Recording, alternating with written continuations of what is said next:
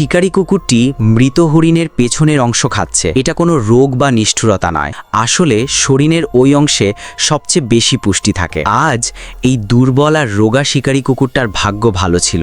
রাস্তার পাশে সে একটি মৃত হরিণ খুঁজে পায়। প্রথমে তার বিশ্বাসই হচ্ছিল না, সে ভাবছিল হয়তো স্বপ্ন দেখছে, কিন্তু কাছে গিয়ে গন্ধ শুকতেই বুঝতে পারল হরিণটা সত্যিই মারা গেছে। খুশিতে সে সঙ্গে সঙ্গে হরিণের পেছনের অংশ খেতে শুরু করে। এটাকে ভুলভাবে বোঝো না, এটা তার লাখ লাখ বছরের প্রাকৃতিক অভ্যাস। হরিণের ওই অংশ শিকারী কুকুরকে খুব দ্রুত শক্তি দেয়। সেখানে নরম মাংস, চর্বি আর প্রচুর প্রোটিন থাকে। এছাড়া এটা চিবোতেও বেশি কষ্ট হয় না, তাই খুব দ্রুত তার শরীরে শক্তি আর উষ্ণতা ফিরে আসে।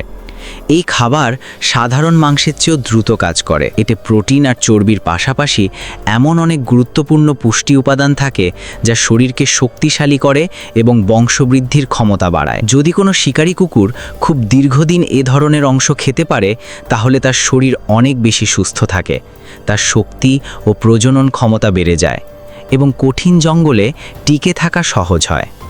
ওই অংশ খাওয়ার পর শিকারী কুকুরটি সরাসরি পেট ফেরে ভেতরের অঙ্গগুলো খেতে শুরু করে। সবচেয়ে শেষে সে হাত পা আর বাকি মাংস খায়। এই নিয়ম হঠাৎ তৈরি হয়নি, প্রকৃতি লাখো বছর ধরে তাদের এভাবেই শিখিয়েছে, যাতে কম পরিশ্রমে বেশি শক্তি পাওয়া যায়। লিভার, হৃৎপিণ্ড, প্লীহা আর অঞ্চের মতো অঙ্গগুলো সবচেয়ে বেশি পুষ্টিকর। এগুলোকে শরীরের সবচেয়ে মূল্যবান অঙ্গ বলা হয়।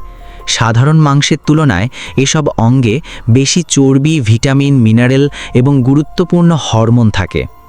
যদি কোনো শিকারী কুকুর খুব দুর্বল হয়ে যায়, তাহলে এসব ভেতরের অঙ্গ খেলে তার শরীর দ্রুত শক্তি ফিরে পায়।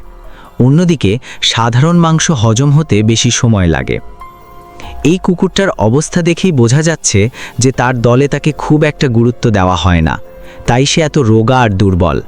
কিন্তু যদি সে পুরো হরিণের ভেতরের অংশ খেয়ে ফেলতে পারে, তাহলে তার শক্তি দ্রুত ফিরে আসবে।